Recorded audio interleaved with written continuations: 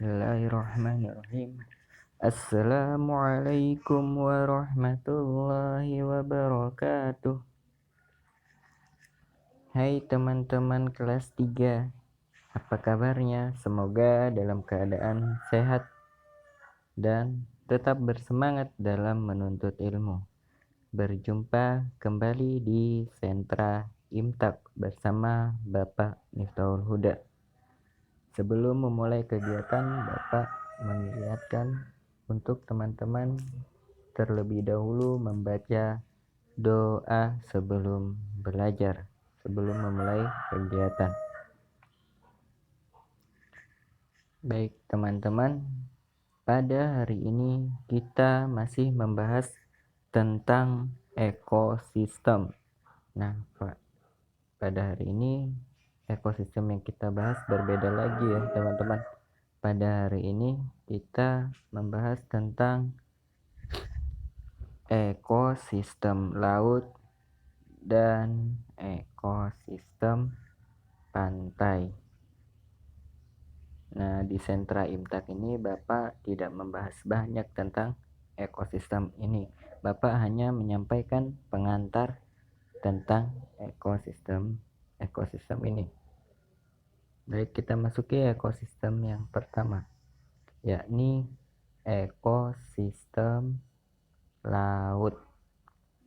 Teman-teman bisa memperhatikan apa yang Bapak tampilkan.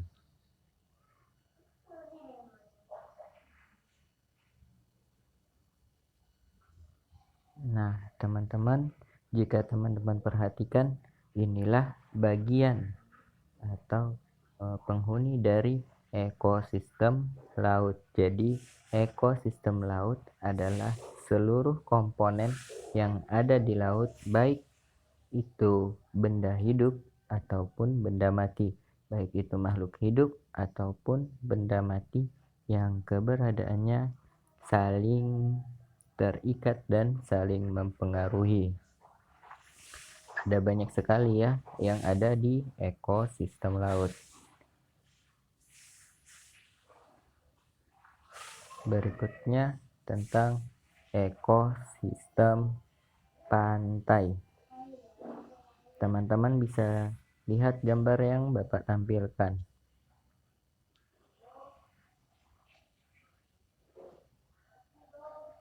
Nah, inilah bagian dari ekosistem pantai. Pantai sendiri adalah daerah laut yang berbatasan langsung dengan daratan. Ya, daerah laut yang berbatasan langsung dengan daratan. Jadi, ekosistem pantai jika kita simpulkan adalah seluruh komponen yang ada di daerah pantai, baik itu makhluk hidup ataupun benda mati yang keberadaannya saling mempengaruhi dan saling terikat. Nah, teman-teman, di ekosistem pantai dan ekosistem laut, Bapak hanya menyampaikan pengantarnya saja. Teman-teman bisa mempelajarinya lebih dalam lagi di Sentra Sains. Nah, di Sentra Imtak, Bapak kembali melanjutkan tentang kehidupan di akhirat. Ada dua kehidupan di akhirat, yaitu surga dan neraka. Di surga kita sudah membahasnya di pekan yang lalu. Nah, teman-teman, berkaitan dengan kehidupan di akhirat, kita dilarang berbuat syirik. Nah, teman-teman, apa sih perbuatan syirik itu? Syirik adalah perbuatan yang menyekutukan Allah Subhanahu wa ta'ala, yakni memintakan sesuatu kepada benda-benda yang Allah ciptakan, berharap dari benda-benda yang Allah ciptakan. Itulah perbuatan syirik. Nah, jika ingin meminta sesuatu, maka mohonlah langsung kepada Allah Subhanahu wa ta'ala. Kenapa kita dilarang berbuat syirik? Karena Allah Subhanahu wa ta'ala melarang perbuatan tersebut di dalam Quran surah Al-Maidah ayat 72, yang artinya, sesungguhnya orang-orang yang berbuat syirik terhadap Allah, maka pasti Allah mengharamkan kepadanya surga, dan tempatnya ialah neraka. Tidaklah ada bagi orang-orang zalim itu seorang penolong pun. Ya, jadi perbuatan syirik ini adalah perbuatan zalim dan tidak ada yang bisa menolong, dan diharamkan baginya surga, dan tempat kembalinya adalah neraka.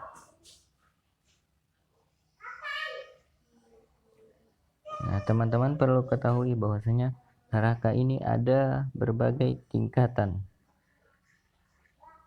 dengan nama-nama sebagai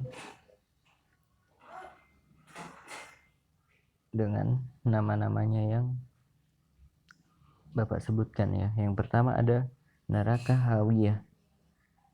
Yang kedua adalah neraka jahim. Yang ketiga adalah neraka sokor. Yang keempat ada neraka lazza. Yang kelima ada neraka hutamah. Yang keenam ada neraka sa'ir. Yang ketujuh ada neraka jahanam. Nah, teman-teman, bahwasanya di neraka itu siksaannya bermacam-macam. Yang paling ringan di neraka, teman-teman perlu ketahui bahwasanya adalah hukuman yang paling ringan itu menginjakkan bara api, tetapi ketika menginjakkan bara api yang mendidih adalah otak, karena betapa panasnya bara api itu sampai-sampai otak ikut mendidih.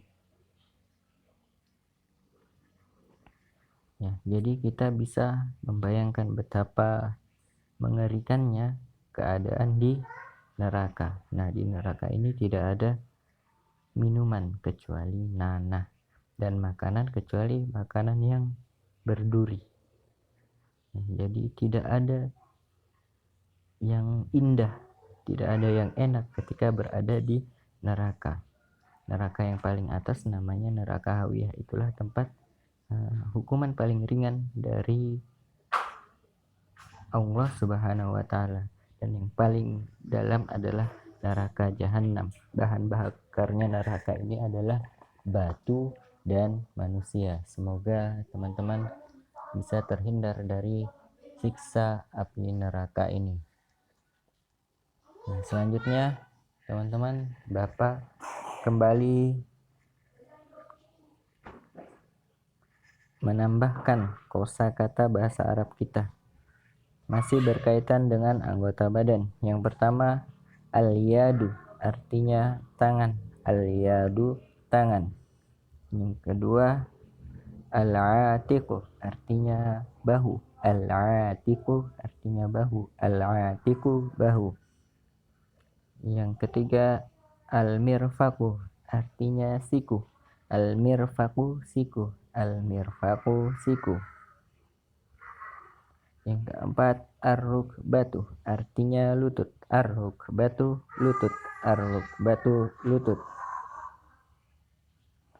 As-sadru, artinya dada. As-sadru, dada. As-sadru, dada. Yang keenam, al-batnu, artinya perut. Al-batnu, perut. Al-batnu, perut. Yang ketujuh, az-zuhru, artinya punggung. Az-zuhru, punggung. Az-zuhru, punggung. Yang kedelapan, ar-rijlu, artinya kaki. Ar-rijlu, kaki. Ar-rijlu, kaki. Nah, teman-teman, inilah kosakata bahasa Arab kita. Silahkan teman-teman membaca, mengulang-ulang, dan menghafalkannya.